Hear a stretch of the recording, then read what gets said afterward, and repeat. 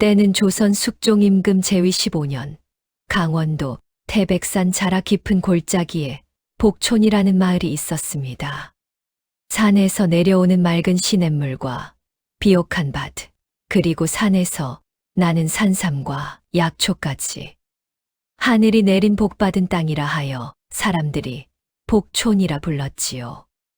이 마을에는 100여 호 가까운 집들이 모여 살았는데 대대로 산삼을 캐고 약초를 팔아 재산을 모은 부자들이 많았습니다.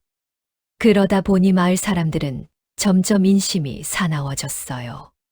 처음에는 가난한 사람을 도와주던 마을이었는데 세월이 흐르면서 누가 더 부자인지를 따지고 가난한 사람을 천대하는 마을로 변해갔지요. 마을의 우두머리 격인 박 부자는 그 중에서도 으뜸 가는 욕심꾸러기였습니다. 마을 산자락 절반이 박 부자 땅이었고 마을 사람 절반이 박 부자네 일을 거들어 먹고 살았지요. 그러나 박 부자는 가진 게 많아질수록 더 인색해져서 거지가 와서 밥 한 수를 청해도 개를 풀어 쫓아내는 위인이었습니다. 박 부자뿐만이 아니었어요.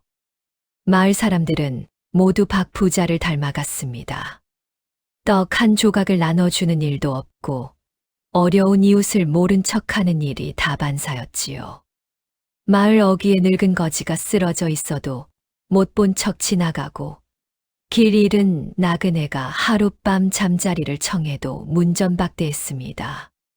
그런데 이 마을에 단 한 사람, 인심 좋은 여인이 있었으니 바로 마을 어귀에 사는 칠보어미였습니다. 칠보어미는 32살 된 청상과부였는데요.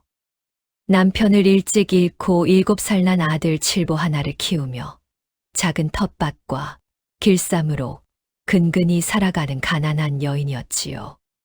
가진 것은 없었지만 마음만은 너른 사람이라 자기가 굶는 한이 있어도 길에 쓰러진 거지에게 죽 한 그릇은 꼭 내어주는 그런 사람이었습니다.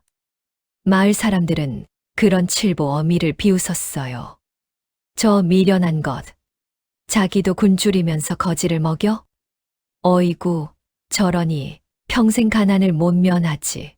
칠보 어미야, 그 죽 그릇 차라리 우리한테나 갖다 주지 그랬어. 칠보 어미는 그저 빙긋 웃을 뿐 대꾸하지 않았습니다. 어머니에게서 들은 말씀 한마디를 늘 가슴에 새기고 있었거든요. 칠보 어미야, 사람이 사람한테 베풀 게 없으면 짐승만도 못한 거란다. 가난해도 마음만은 부자로 살아라. 그해 가을, 그러니까 추수가 막 끝난 10월 보름께였습니다. 마을에 낯선 노인 하나가 나타났습니다. 키는 그리 크지 않았지만 등이 꼿꼿하고 흰 수염이 가슴까지 늘어진 노인이었지요.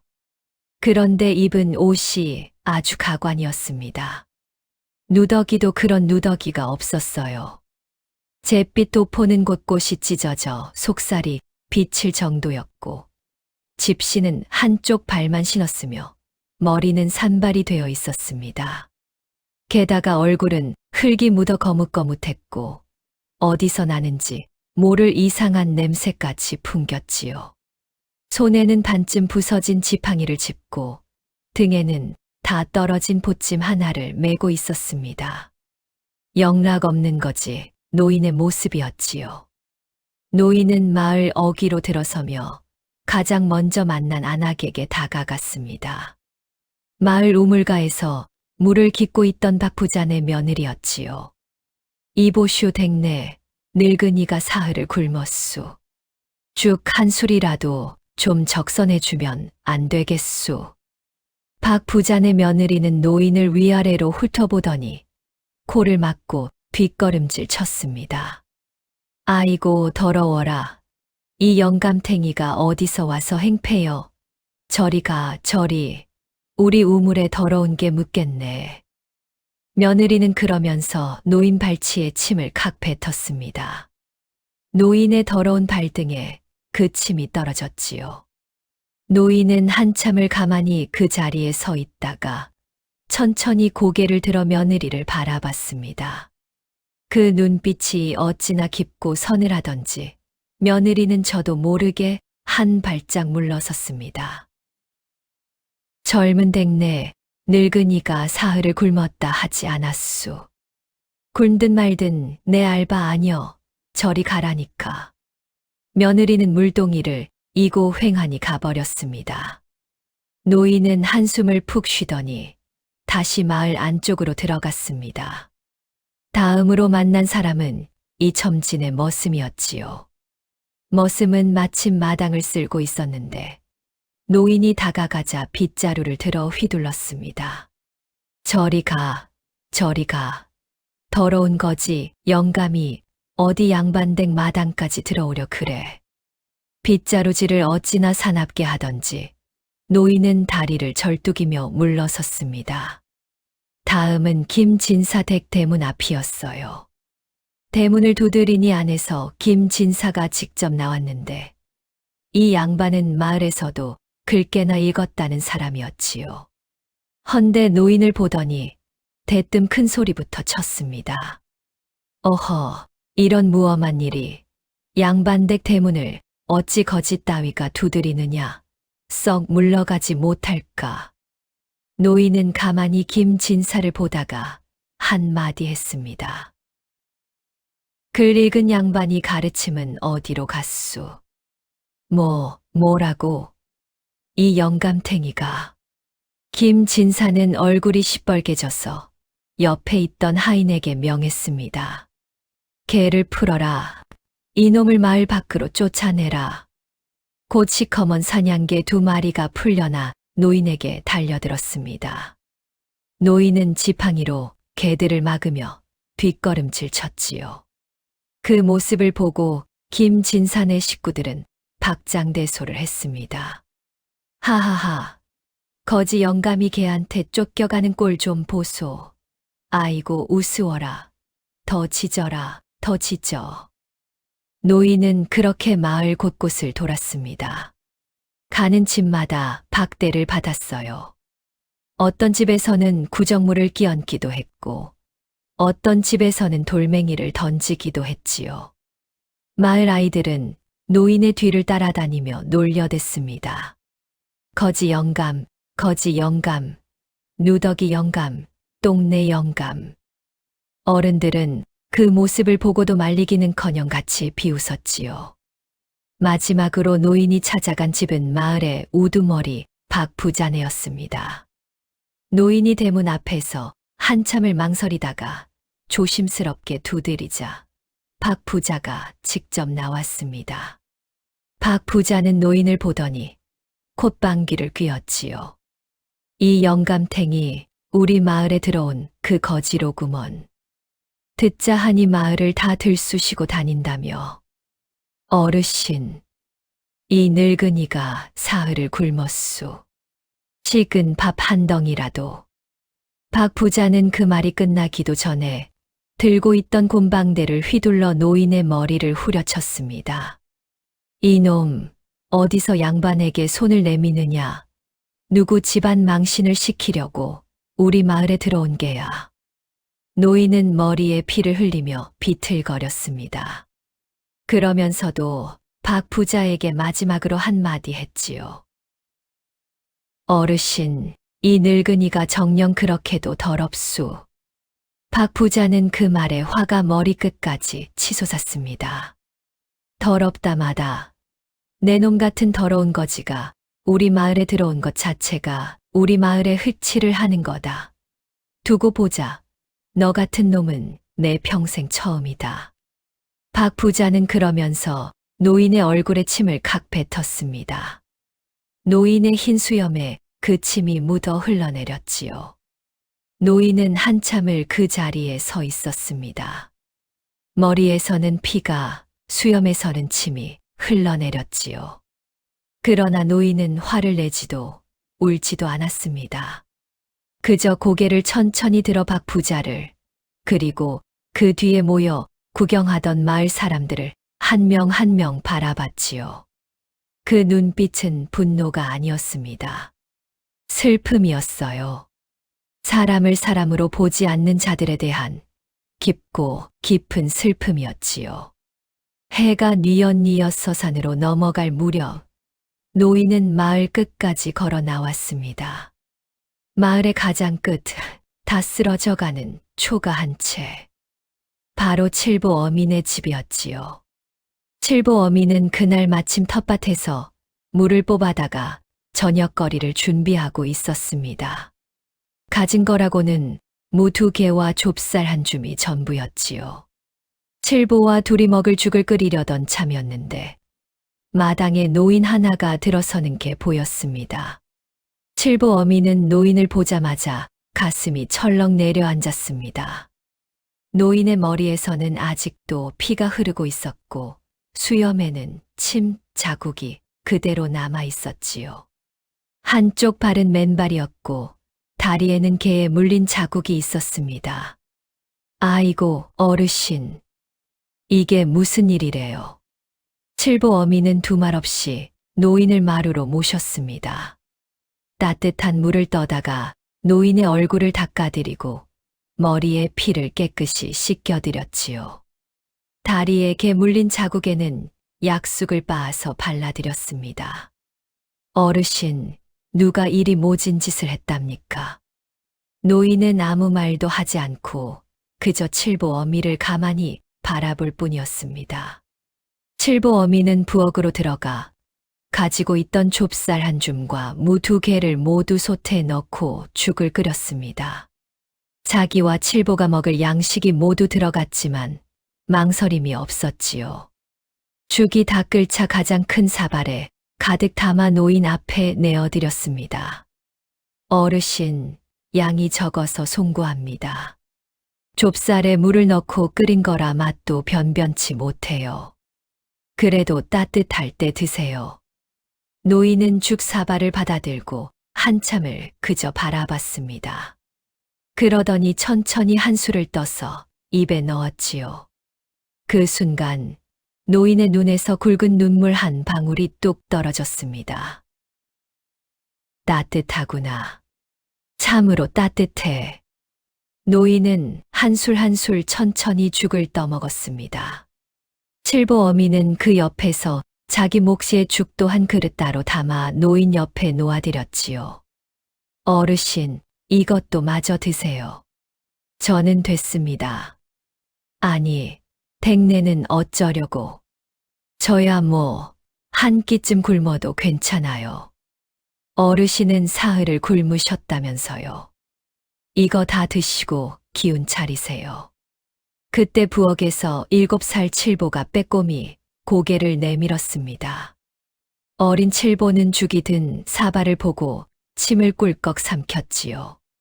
그러면서도 어머니가 가르친 대로 손님께 인사부터 했습니다. 안녕하세요, 할아버지. 노인은 칠보를 보고 미소를 지었습니다. 그리고 자기 죽 사발 중 하나를 칠보에게 내밀었지요. 아가, 이리 와서 먹어라. 이 늙은이는 이미 한 그릇을 먹었으니 됐다. 아니에요, 어르신. 그건 어르신 거예요. 칠보 어미가 손사래를 쳤지만 노인은 굳이 칠보를 자기 옆에 앉히고 죽을 함께 나누어 먹었습니다. 한 노인과 한 아이가 죽 한 그릇을 사이에 두고 사이좋게 떠먹는 모습을 칠보 어미는 흐뭇하게 바라봤지요. 식사가 끝나자 노인은 칠보 어미에게 물었습니다. 댁내, 이 마을에 와본 적이 있는 늙은이는 알겠소. 이 마을 사람들이 죄다 그러하던디. 댁내는 어찌 나에게 이리 친절하게 대해주시는 거유? 칠보 어미는 빙긋 웃으며 답했습니다. 어르신, 저희 어머니께서 늘 말씀하셨어요. 사람이 사람을 사람으로 알아보는 게 인간의 도리라고요. 어르신이 거지든 양반이든 그게 무슨 상관입니까? 사흘 굶으셨다면 한 끼 드시는 게 맞는 일이지요. 노인은 그 말에 또 한참을 침묵했습니다. 그러더니 자리에서 일어나 마당으로 내려섰지요. 날이 저물었으니 이만 가야겠수. 댁내, 한 가지 부탁이 있수. 네, 어르신, 무엇이든 말씀하세요. 노인의 눈빛이 갑자기 깊어졌습니다. 내일 새벽 첫 딸기 울거든. 아들을 들쳐 업고 뒷산으로 올라가시구려. 동쪽 봉우리 밑에 큰 소나무 한 그루가 있을 거요. 그 아래에서 해가 완전히 뜰 때까지 기다리시구려. 무슨 소리가 들려도 무슨 일이 있어도 절대로 마을 쪽을 돌아보지 마시구려. 알겠수. 칠보 어미는 영문을 몰라 어리둥절했습니다. 어르신, 그게 무슨 말씀이신지. 묻지 말고 그저 그리하시구려. 댁내와 저 아이의 목숨이 달린 일이외다. 노인의 목소리는 어찌나 엄숙한지 칠보 어미는 자기도 모르게 고개를 끄덕였습니다. 알겠습니다, 어르신.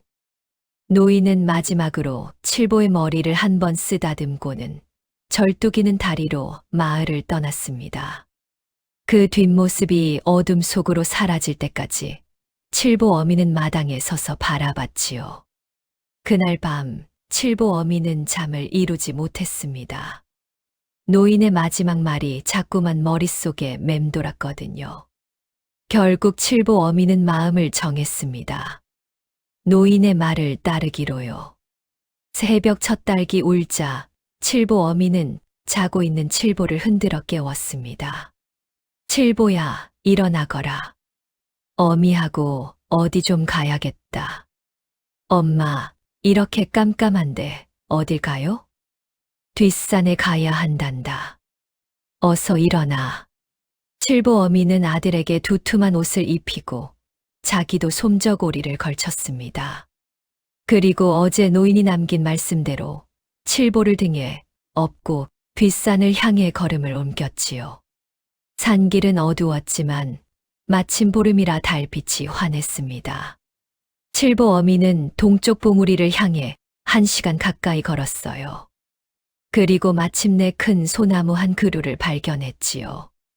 노인이 말씀하신 그 소나무가 분명했습니다. 천년은 묵었을 법한 거대한 노송이었지요. 칠보 어미는 소나무 아래 자리를 잡고 칠보를 내려놓았습니다. 칠보는 어머니 무릎에 머리를 대고 다시 잠이 들었지요. 칠보 어미는 마을 쪽을 등지고 동쪽 하늘을 바라봤습니다. 그렇게 얼마나 시간이 흘렀을까. 동쪽 하늘이 희끄무레하게 밝아오기 시작할 무렵이었습니다. 구르릉. 땅이 흔들렸습니다. 처음에는 약하게, 그러더니 점점 강하게요. 칠보 어미는 본능적으로 칠보를 끌어안았습니다. 그리고 마을 쪽에서 들려오는 소리가 있었지요. 콰르릉, 우르르르르. 천둥 소리 같기도 하고 산이 무너지는 소리 같기도 한 무서운 굉음이었습니다. 그러더니 사람들의 비명 소리가 들리기 시작했어요. 으악, 사람 살려. 이게 뭐야? 이게 뭐냐고. 비명 소리는 멀리서도 또렷이 들렸습니다. 100명, 200명, 어쩌면 마을 사람 모두가 한꺼번에 비명을 지르는 듯한 소리였지요. 칠보 어미는 너무 놀라 마을 쪽으로 고개를 돌리려 했지만 노인의 마지막 말씀이 떠올랐습니다. 무슨 소리가 들려도 무슨 일이 있어도 절대로 마을 쪽을 돌아보지 마시구려. 칠보 어미는 이를 악물고 칠보의 귀를 손으로 막고 자기 눈도 질끈 감았습니다. 비명 소리는 점점 더 커졌어요. 그리고 우르릉 쿵쾅 하는 굉음이 마을 쪽에서 끊임없이 들려왔습니다. 산이 무너지고 있는 것 같았습니다. 거대한 무언가가 마을을 덮치고 있는 것 같았어요. 그러나 칠보 어미는 보지 않았습니다. 그저 칠보를 꼭 끌어안고 동쪽 하늘만 바라봤지요. 비명 소리가 1시간쯤 이어졌을까. 갑자기 모든 소리가 뚝 끊겼습니다. 너무도 갑작스러운 정적이었어요. 마치 세상의 소리가 모두 사라진 것처럼요. 그리고 그 정적 속에서 동쪽 하늘에 해가 떠올랐습니다. 붉은 해가 산봉우리 위로 천천히 솟아오르더군요. 칠보 어미는 그제야 노인의 말씀대로 해가 완전히 뜰 때까지 기다렸다가 천천히 일어났습니다. 그리고 떨리는 마음으로 마을 쪽을 향해 고개를 돌렸지요. 그 순간 칠보 어미는 그 자리에 털썩 주저앉고 말았습니다. 마을이 사라졌습니다. 마을이 있던 자리에는 거대한 호수가 생겨 있었습니다. 지난밤까지만 해도 100여 호가 살던 그 마을이 한 채의 집도 남김없이, 한 사람의 흔적도 없이 거대한 푸른 호수 아래로 가라앉아 있었지요. 마을을 둘러싸고 있던 산자락이 통째로 무너져 내려 시냇물이 길을 잃고 그대로 마을 자리에 고여버린 것이었습니다. 호수의 물은 어찌나 깊고 푸른지 마치 처음부터 그곳에 있었던 것 같았어요. 마을이 있었다는 흔적조차 찾을 수 없었지요. 칠보 어미는 호수 가장자리까지 내려가 무릎을 꿇고 한참을 울었습니다. 박부자네, 김진사네, 이첨지네. 모두 좋은 이웃은 아니었지만 그래도 함께 살던 마을 사람들이었지요. 어린 아이들도 있었고 죄 없는 사람들도 있었을 텐데. 그러나 신기한 일이었습니다. 마을이 사라졌다는 것이 분명한데 호수 어디에도 시신은 떠오르지 않았어요. 부서진 집의 잔해도 옷가지 하나도 아무것도 떠오르지 않았습니다. 마치 마을이 통째로 다른 세상으로 옮겨진 것처럼요. 그때 호수 한가운데에서 안개가 피어올랐습니다. 그 안개 속에서 어제의 그 노인이 천천히 걸어 나왔지요. 그런데 어제와는 모습이 달랐습니다. 누더기 옷이 아니라 새하얀 도포를 입고 흰 수염은 가슴까지 정갈하게 늘어졌으며 머리에는 검은 관을 쓰고 있었습니다. 손에는 청룡이 새겨진 지팡이를 들고 있었고 발 아래에서는 푸른 빛이 흘렀지요. 칠보 어미는 그 모습을 보고 단번에 알았습니다. 산신령님. 칠보 어미는 그 자리에 엎드려 큰절을 올렸습니다. 등에 업힌 칠보도 어머니를 따라 손을 모았지요. 산신령은 호수 위를 걸어 칠보 어미 앞에 나타났습니다. 그리고 인자한 미소를 지으며 말했지요. 댁내, 어제는 늙은 거지를 거두어 주어서 고마웠수. 산신령님. 마을 사람들이, 이 산은 본래 인간의 욕심을 가장 싫어하는 산이외다. 이 마을 사람들이 산삼을 캘 때마다 새끼 산삼은 남기지 않고 씨를 말렸고 약초를 캘 때마다 산짐승의 굴까지 파헤쳤지. 산이 베푸는 것은 받기만 하고 산을 위해서는 한 톨도 돌려주지 않았더이다. 그래도 한 사람이라도 마음 따뜻한 자가 있으면 마을 전체를 살려주려 했수. 그래서 이 늙은 거지로 변해 사람들의 마음을 한번 시험해 본 거유. 칠보 어미는 부들부들 떨었습니다. 하오나, 100명이 넘는 사람이. 걱정 마시구려. 그 사람들은 죽은 게 아니외다. 다만 이 호수 아래 잠들어 1000년 동안 자기들의 마음을 씻어야 할 거요. 1000년이 지나 그들의 마음이 깨끗해지면 다시 인간으로 돌아올 수 있을 거요. 산신령은 그러면서 칠보 어미를 일으켜 세웠습니다. 댁내는 이 산이 뽑은 의로운 사람이외다. 댁내 한 사람이 있었기에 이 산이 완전히 황폐해지지 않았수. 이제 이 호수와 이 산은 댁내에게 맡기겠수. 산신령은 손에 든 청룡 지팡이를 칠보 어미에게 내밀었습니다. 이 지팡이를 받으시구려. 이 지팡이를 가진 자는 이 산의 모든 약초와 산삼을 마음대로 거둘 수 있고 산짐승들이 해치지 못하외다. 다만 한 가지 약속하시구려. 이 산에서 거둔 것의 절반은 항상 가난한 이웃에게 나누어 주시구려. 그것이 이 산의 법이외다. 칠보 어미는 떨리는 손으로 지팡이를 받았습니다. 산신령님, 소인이 그런 큰 은혜를 어찌. 그 죽 한 그릇이 1000명의 목숨값보다 무거웠수. 댁내는 충분히 받을 자격이 있수. 산신령은 마지막으로 어린 칠보의 머리를 한 번 쓰다듬어 주었습니다. 이 아이는 자라서 이 나라의 큰 의원이 될 거요. 어머니의 어진 마음을 그대로 받았으니 많은 사람의 목숨을 살리겠지. 부디 잘 키우시구려. 그 말을 마치고 산신령은 다시 안개 속으로 사라졌습니다. 푸른 빛이 호수 위로 한번 일렁이더니 모든 것이 평온해졌지요. 칠보 어미는 호수 옆에 작은 초가를 짓고 칠보와 함께 그곳에서 살았습니다. 산신령에게서 받은 청룡 지팡이를 들고 산에 올라가면 신기하게도 산삼이 저절로 자기 앞에 모습을 드러냈고 귀한 약초들이 손짓해 부르는 듯 보였지요. 칠보 어미는 약속대로 산에서 거둔 것의 절반을 항상 가난한 사람들에게 나누어 주었습니다. 소문이 퍼지자 강원도 일대의 가난한 사람들이 칠보 어미네 호숫가로 모여들었어요. 칠보 어미는 누구든 거절하지 않고 산삼이든 약초든 곡식이든 후하게 나누어 주었습니다. 세월이 흐르면서 호숫가 주변에 새로운 마을이 생겼습니다. 이번에는 정말로 인심 좋은 사람들이 모여 사는 마을이었지요. 사람들은 그 마을을 의로운 마을이라 불렀습니다.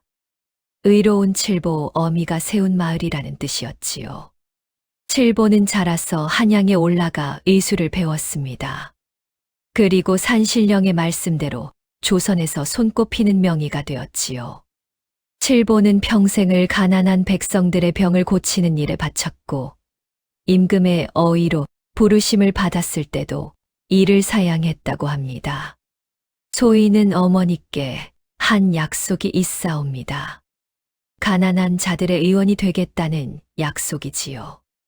임금님의 어의가 되면 그 약속을 지킬 수 없사옵니다.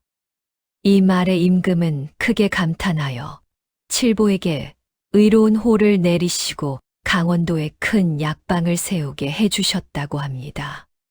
칠보 어미는 칠보가 명의가 되어 효도하는 모습을 보며 이른이 넘도록 장수하셨습니다. 임종을 앞둔 어느 날 칠보 어미는 칠보를 불러 이렇게 당부하셨지요. 칠보야, 어미가 너에게 마지막으로 한 가지만 부탁하마. 이 호수를 결코 잊지 말거라. 이 호수 아래에는 1000명의 영혼이 잠들어 있단다.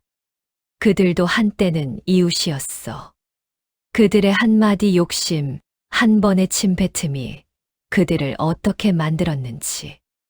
너는 의원이니 사람의 마음을 고치는 일이 몸을 고치는 일보다 더 중함을 알겠지. 부디 그 마음을 잊지 말거라. 칠보는 어머니의 말씀을 평생 가슴에 새기고 살았다고 합니다. 세월이 흘러 100년이 지나고 200년이 지났습니다. 강원도 깊은 산골의 그 호수는 복호수 혹은 벌호수라 불리며 사람들 사이에 전설이 되었지요. 복호수라 불린 까닭은 의로운 칠보 어미가 그곳에서 산신령의 가호를 받아 복을 누렸기 때문이고, 벌호수라 불린 까닭은 욕심으로 가득 찬 마을 하나가 통째로 벌을 받아 잠긴 곳이기 때문이었습니다. 이 호수에는 이상한 점이 한 가지 있었습니다. 비가 아무리 많이 와도 물이 넘치지 않았고, 가뭄이 아무리 들어도 물이 마르지 않았다는 것이지요. 그리고 깊은 밤이면 호수 깊은 곳에서 사람들의 신음 소리가 들린다고 했습니다. 1000년의 세월 동안 자기 마음을 씻고 있는 그 마을 사람들의 소리라고요. 또 한 가지. 호숫가에는 칠보 어미가 살던 초가 자리에 작은 사당이 세워졌는데 그 사당의 이름이 이로운 어머니의 집이었습니다. 강원도 사람들은 어려운 일이 있을 때마다 이 사당을 찾아와 빌었다고 합니다. 의로운 어머니시여, 부디 저희에게 따뜻한 마음을 주십시오. 욕심에 빠지지 않게 해 주십시오. 사람을 사람으로 알아보는 눈을 주십시오. 그리고 신기하게도 사당에 빌고 간 사람들은 모두 좋은 일이 생겼다고 해요. 부자가 되지는 않더라도 마음이 평안해지고 가족이 화목해지는 그런 복이었지요. 오늘날까지도 강원도 어느 산골에는 그 호수가 남아있다고 합니다. 이름은 잊혔지만 마을 노인들 사이에서는 여전히 그 전설이 전해 내려온다고 하네요. 더럽다고 침을 뱉은 자들의 마을이 통째로 가라앉은 곳, 그리고 죽 한 그릇을 나눈 한 어머니가 산신령의 축복을 받은 곳 말입니다. 오늘 이야기는 여기까지입니다. 이야기가 마음에 드셨다면 좋아요와 구독 부탁드리고요. 다음 이야기에서 또 만나 뵙겠습니다. 부디 따뜻한 밤 되십시오.